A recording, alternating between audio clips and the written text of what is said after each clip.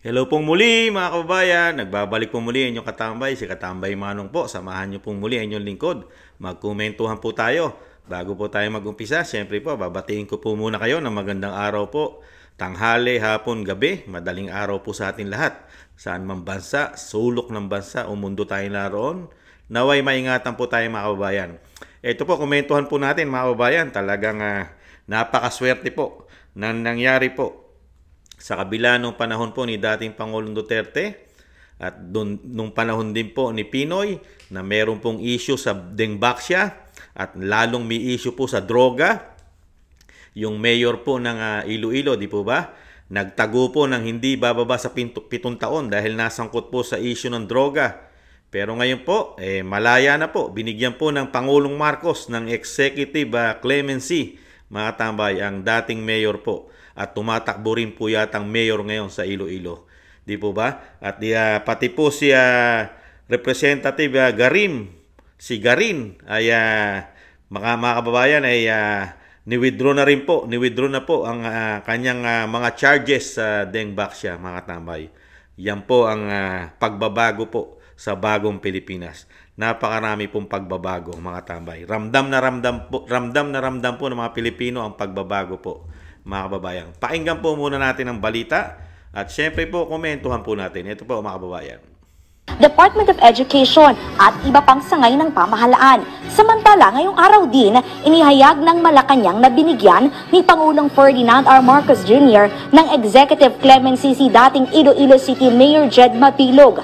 Kinumpirma yan na Executive Secretary Lucas Bersamin at binigyan diin ang mabuting pamamahala at mga parangal na natanggap ng Iloilo City sa ilalim ng pamumuno ng dating alkalde. Kasabay ng pagbibigay ng Executive Clemency ay ang pagbawi rin ng administrative penalties at disabilities ni Mabilog.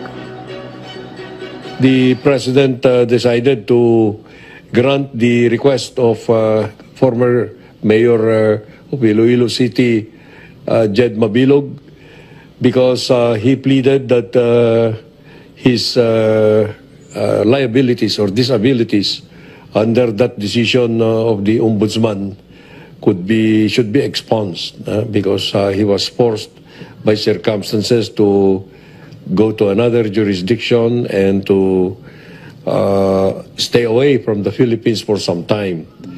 And we found justification in his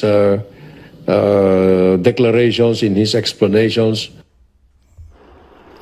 Matatanda noong 2017, tinanggal sa pwesto si Mabilog matapos mapatunayang guilty ng ombudsman sa kasong serious dishonesty na nag-ugat dahil sa kasong isinampa noong 2013 dahil sa hindi umano mapaliwanag na pagtaas ng kanyang yaman na nagkakahalaga ng higit 8 milyong piso. Inakusahan din si Mabilog ni dating Pangulong Rodrigo Duterte noon bilang isang major drug protector at isinama pa sa listahan ng drug watch list na naging banta umano sa buhay ni Mabilog at dahilan ng kanyang paglisa ng bansa. Sa kabila nito, kinilala ng palasyo ang mga nagawa ni Mabilog, kabilang ang natanggap ng Iloilo City bilang isang livable city mula sa National Competitiveness Council of the Philippines at ginawaran pa ng PIDEA ng pagkilala dahil sa anti-illegal drive noong 2016. Sa isang post, pinasalamatan Mga tambay, napakaswerte po mga tambay. Lahat po ng mga sangkot po sa droga ay nagiging malaya na po sa bagong Pilipinas. Di po ba? Nakalaya na rin po ang dating senador na sangkot din po sa droga. Sa issue po ng gawa ng droga sa Muntinlupa, ang Laila de Lima at kasama pa si Kerwin.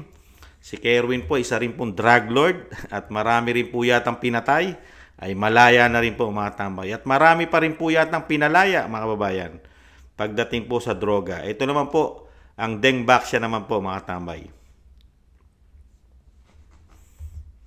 Binawi ng Department of Justice ang 78 bilang na reklamong reckless imprudence resulting in homicide laban kay dating Health Secretary at ngayon Congresswoman Janet Garin kaugnay ng kontrobersyal na bakunang Dengbaksya. Sa desisyon, inutusan din ang Prosecutor General na bawiin sa QC Regional Trial Court ang reklamo laban sa kapwa respondents na sina Dr. Gerardo Bayugo at Dr. Maria Joyce Ducusin. Sinabi ni Justice Secretary Boying Remulla na walang prima prima facie case at katiyakang mapaparusahan ang mga respondent. Dahil dito, sumugod sa DOJ ang mga kaanak ng mga biktima umano ng Dembaksya kasama ang mga opisyal ng Volunteers Against Crime and Corruption para umapilak kay Remulla na baligtarin ang kanyang desisyon. Magaling po mga kababayan, di ba? Ang galing. Talagang baliwala na rin po ang mga pamilya po ng namatay doon po sa ginawa pong Dembaksya vaccine, mga tambay. Napakarami pong bata ang kinitil ng buhay. Pero ayon po sa sekretary po ng DOJ ay hindi naman din po mapapatunayan at hindi mapaparusahan si Representative Garin, mga katambay. Ibang ganyan po sa bagong Pilipinas. Dahil mismo yung anak po yata ng DOJ Secretary ay nasangkot din po sa issue at nahulihan din po di umano ng high-grade marijuana. Napakarami po yata. Pero malinis po. Nakalaya po. Walang kaso yata, mga kabayan. Only in the Philippines, mga kabayan. Napakagaling po. Kaya nga po, ano po ang tanong natin? Ano po ang sinasabi ng mga Pilipino? Ang bagong Pilipinas ay pro. Pro sa mga droga. Pro-drugs yata. Nagtatanong lang po si Kamanong. Pro-kriminal? Pro-drugs? Pro-sindikato? Pro-magnanakaw? Ganun po ba? Nagtatanong lang po. Hindi naman po yata masama magtanong. Di ba? Dahil po nakakalungkot lang, ano? Talagang naiba na po. Pagpasok po ng bagong Pilipinas, talagang wala na pong issue po ng korupsyon. Wala po. Nawala po. Walang issue ng korupsyon. Walang issue ng droga. Walang katulad po nito, wala na rin pong issue ng Dembaksya. Malinis na po, mga kabayan. Kaya po napasugod po ang mga pamilya ng nasawi ng mga buhay ng mga kabataan sa Dembaksya. Pagdating po kay Secretary Remulla, wala po siya nakikitang ground na may ginawang mali po ang dating Secretary po ng DOH na si Representative Garin, mga tambay. At ganun din po si Mayor Mabilog. Kaya pala nagtataka tayo, mga tambay, ano? Kasi si Jed Mabilog po yata ay pinsan po ni dating Senador Franklin Drilon. Hindi po ba kayo nagtataka, mga kababayan? Bigla pong bumango.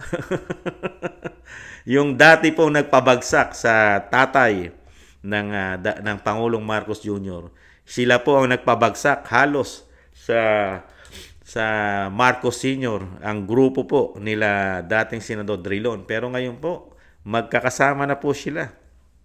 Mga kababayan, kasama na po ng anak. At nakapagtataka rin po, di ba?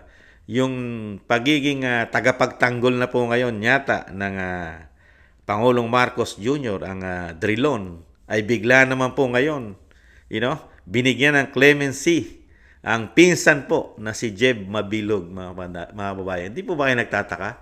O nangyari lang? Nagkataon lang kaya? Naging closeness? Sa bagay, hindi naman tayo magtataka, mga kababayan. Dahil nga sa bagong Pilipinas, ano ang sabi ng Vice President? Magkakasama na po silang lahat daw.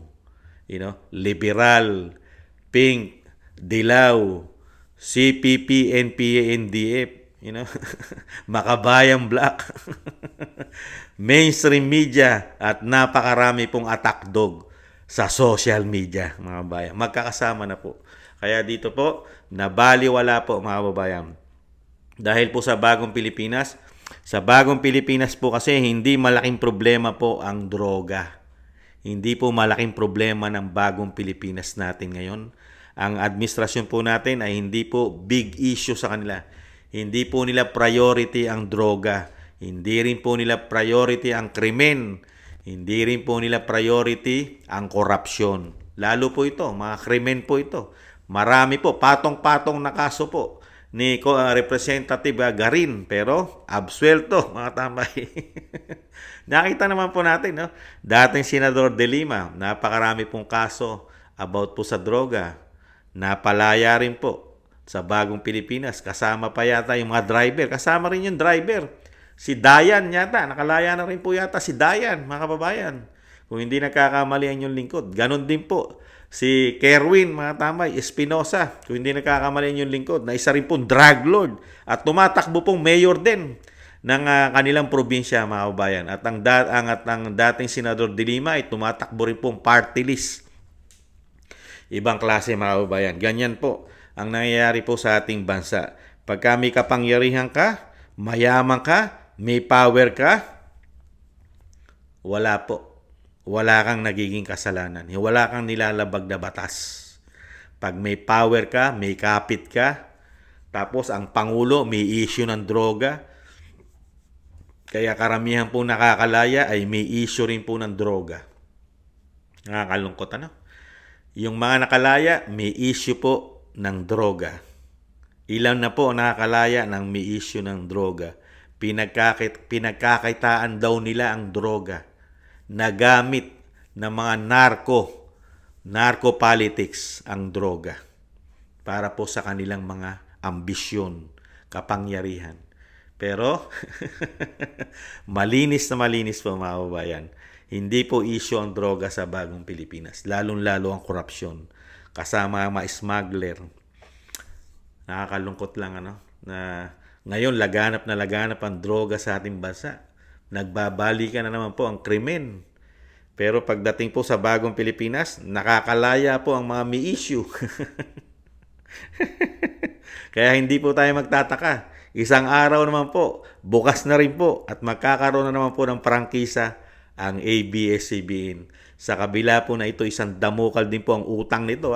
Napakarami pong utang nito sa gobyerno. Kaya isang araw po, kasi nakita naman po natin, magkakasama po sila, di ba?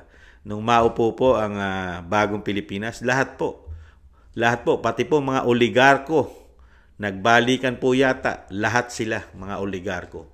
Talagang magkakasama na po sila. Lahat po halos. Tanging ang naging oposisyon lang po ngayon, nakakita po ng napakalaki pong anomalya sa ating gobyerno ay ang pamilya Duterte at yung mga sumusuporta rito. Yun na lang po.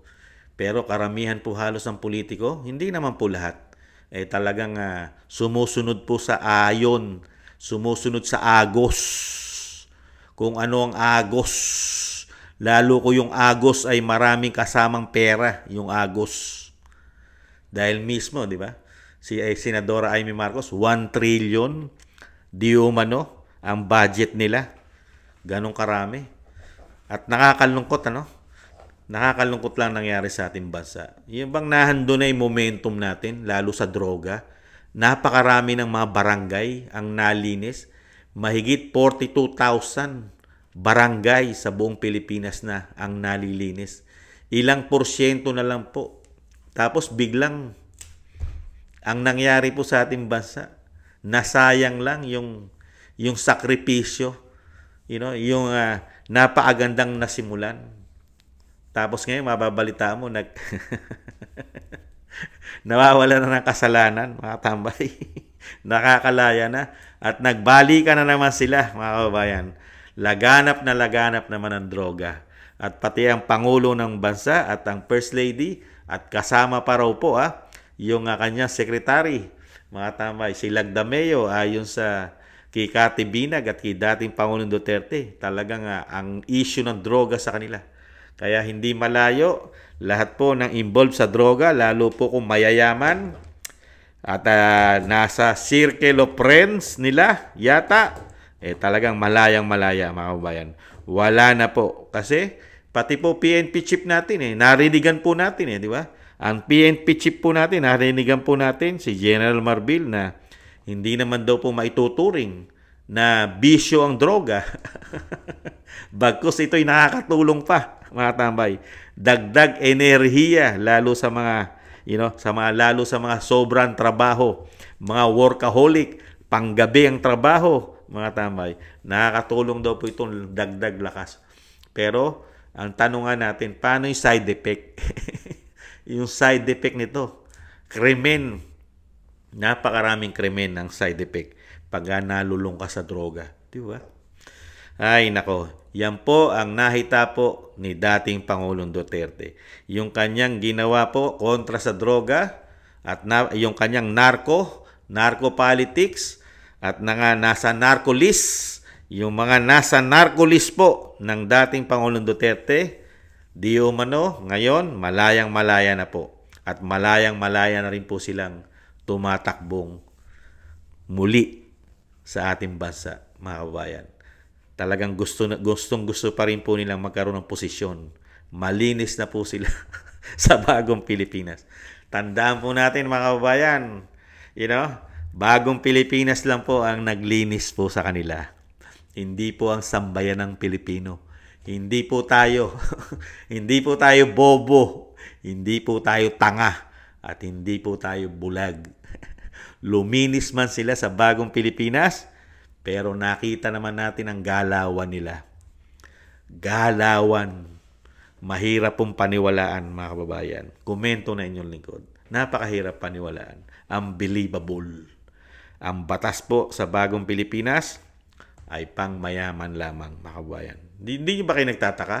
Pag nagnakaw ka ng mangga, kulong ka. Pag nagnakaw ka, nagnakaw ka ng manok, nagnakaw ka ng itlog ng manok, kulong ka. Di ba? Nag-snatch ka. Di ba? Nahuli ka, kulong ka. Pero ang mayayaman, malaya ka. Pag politiko ka, isang damo ka lang kaso mo, malaya ka. May issue ka ng droga, nahulihan ka ng droga, malaya ka. Kung hindi ka malaya, magtago ka. Magbakasyon ka sa ibang bansa. Pag uwi mo, iba na ang pamahalaan, malaya ka na. Ganyan po ang nangyayari po ngayon sa ating bansa, mga tambay. Ang batas po sa ating bansa, sa bagong Pilipinas, ay pang mahirap lamang. Nasusunod po ang batas po yata natin ay nasusunod sa mahirap.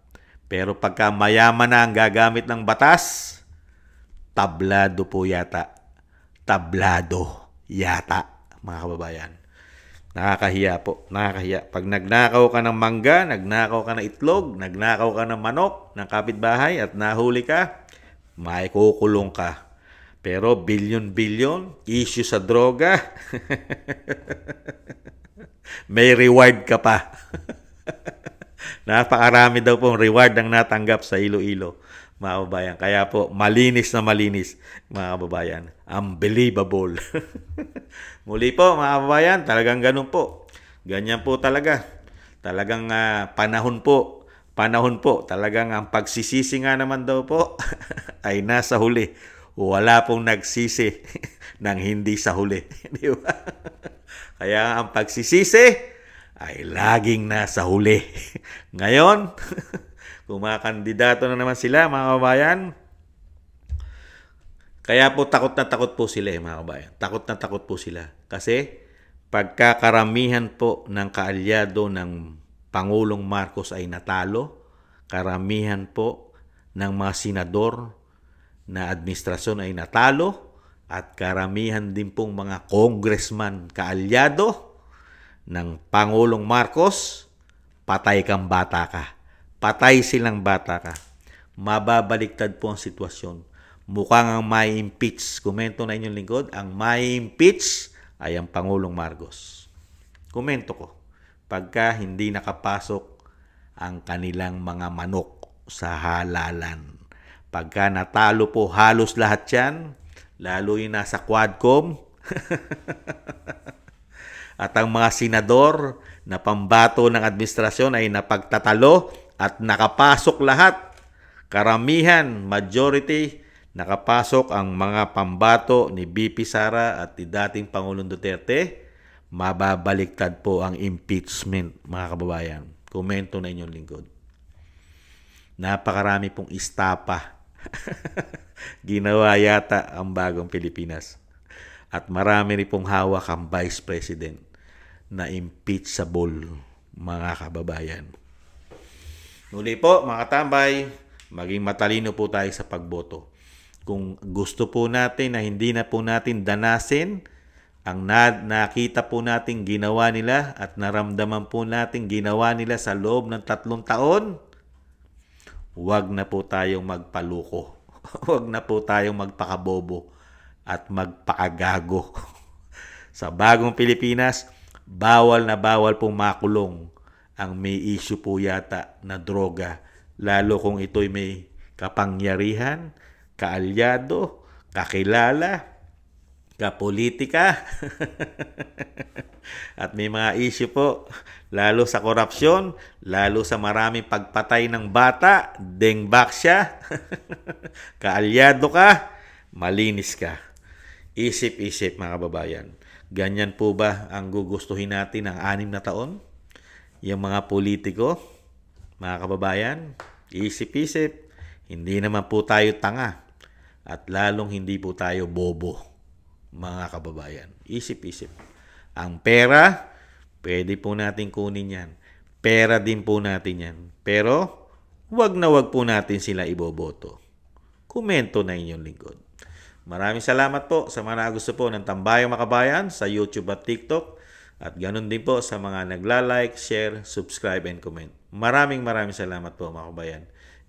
Mag-ingat po tayo at mag-ingat po kayo. Napakarami po ngayon. Lagana po ang masasama sa ating bansa. Lalo po, droga, krimen, mga kababayan. Ingat po, doble ingat po.